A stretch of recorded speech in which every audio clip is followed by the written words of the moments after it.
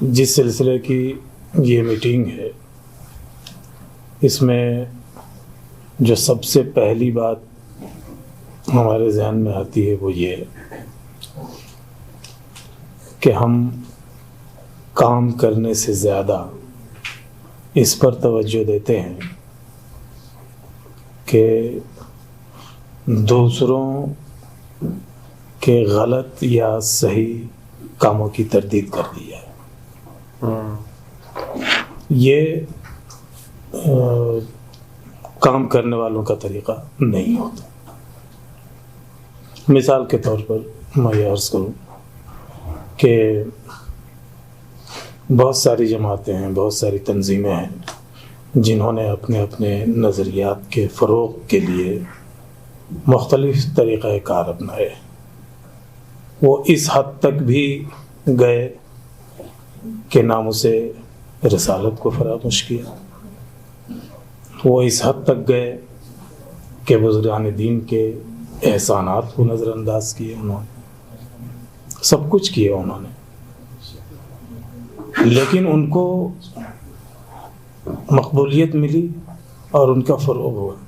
اس کی وجہ یہ ہے کہ وہ عملی طور پر اتنے مضبوط تھے کہ ان کی خامیاں لوگوں کی نگاہوں سے اوجھل ہو گئیں۔ ہم عملی طور پر اتنے کمزور ہیں کہ بہت ساری اچھائیوں کے باوجود ہماری رسائی نہیں ہو پاتی ہے لوگوں کے ذہنوں تک، لوگوں کے دلوں تک۔ بالکل درست۔ ہم کام نہیں کرتے، کاموں کی تنقید کرنے پہ زیادہ توجہ دیتے ہیں۔ یہ میرے خیال میں جو لوگ بھی تعمیری کام کرنے والے ہوتے ہیں ان کا مزاج نہیں ہونا چاہیے۔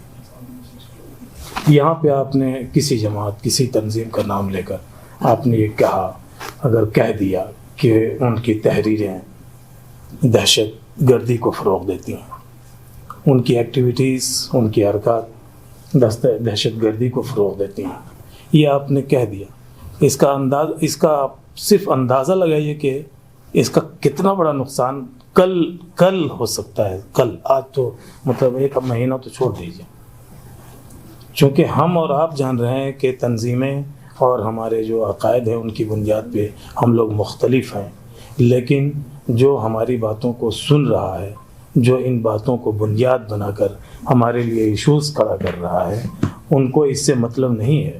ان کو صرف اس سے مطلب ہے کہ مسلمان ہیں اور ان کی تحریروں میں ایسی چیزیں ہیں، یہ بات کہی گئی۔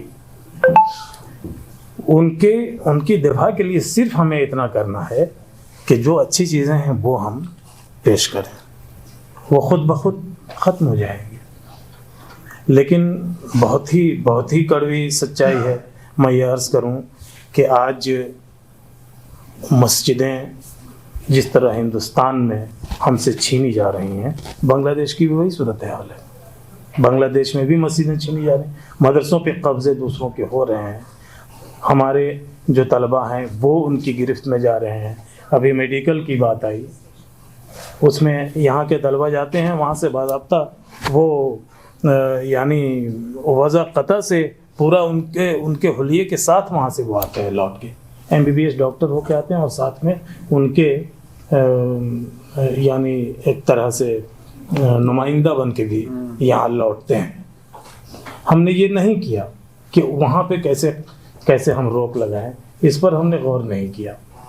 اس کی ایک ذرا سی بات میں آپ سے گزارش، چونکہ یہ بہت اہم موضوع ہے اور 2 ملکوں کا معاملہ ہے، تو میں 1-2 منٹ ممکن ہے کہ تجاوز کر جاؤں تو مجھے معاف فرمائیں گے۔ 40 سال قبل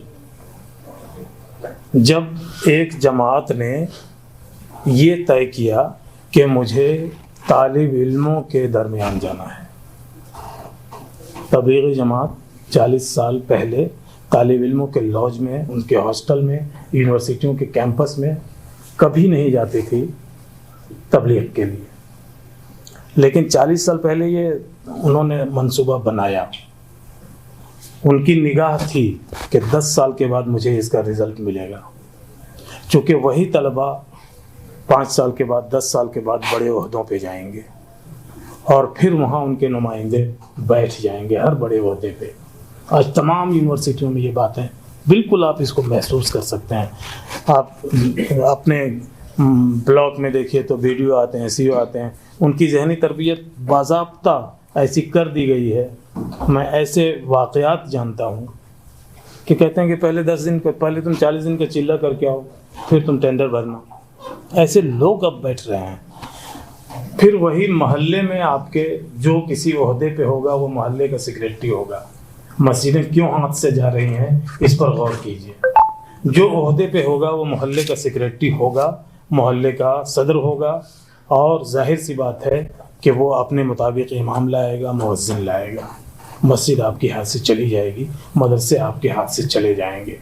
تو جب ہمیں کام کرنا ہے تو ہماری کوشش یہ ہونی چاہیے کہ ایسی جگہوں پہ ہم کام کریں جن کے نتائج دور رس ہوں.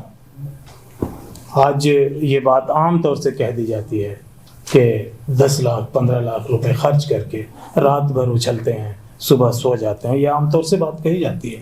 یہ صرف جلسوں کا معاملہ نہیں ہے. یہ ابھی یہاں پہ میٹنگ ہو رہی ہے، معاف کریں گے، ہم میں سے کتنے لوگ اس ایشوز کو لے کر آگے بڑھیں گے کل اور کل کے بعد، یہ سوچنے کی بات ہے. یا یہاں بیٹھے ہم لوگوں نے بات کی اور پھر دوسری چیزوں سے فارغ ہوئے اور کل پھر اسی راستے پہ چل پڑے. تو اس طرح سے تعمیری کام بالکل نہیں ہوتا. یہاں پروفیسر اختر الواسع صاحب موجود ہیں، انہوں نے دیکھا ہے. اور ایک بات اور کہ اس کی قطعاً ضرورت نہیں ہے یعنی مایوس ہونے کی قطعاً ضرورت نہیں ہے. اس لیے قطعاً مایوس ہونے کی ضرورت نہیں کہ ہمارے بزرگوں نے یہ بتایا ہے کہ رحمتیں جب پھیلتی ہیں تو ان کی نمی اور ان کا نمو دونوں ہی اس قدر اثر انداز ہوتی ہیں کہ آپ بنگلہ میں نے سنا ہے لوگوں سے کہتے ہوئے کہ اس عقیدے کا اظہار بنگلہ میں جب یہ کر کے لوگ کہتے ہیں کہ خدا خدا کرچے گنو خدا خدا پاوی ہمار نبی کے بالو باشلے تاب خدا پاوی. یہ کون کہتا ہے؟ یہ جب کہنے والے لوگ موجود ہیں تو ہمیں یقین ہے کہ اگر ہم کام کریں دل جمعی کے ساتھ اور ایک منصوبے کے ساتھ تو ہمیں یقیناً کامیابی ملے گی. اور بہت بہت مبارکباد تمام منتظمین کو کہ ایسے اہم موضوع پر 2 ملک کے ماہرین بیٹھ کر مشورہ کر رہے ہیں. اللہ کرے کہ یہ مشورے کا سفر صرف مشورے کا سفر نہ رہے بلکہ عملی طور پر ہماری زندگی میں اس کا نفاذ ہو. بہت بہت شکریہ.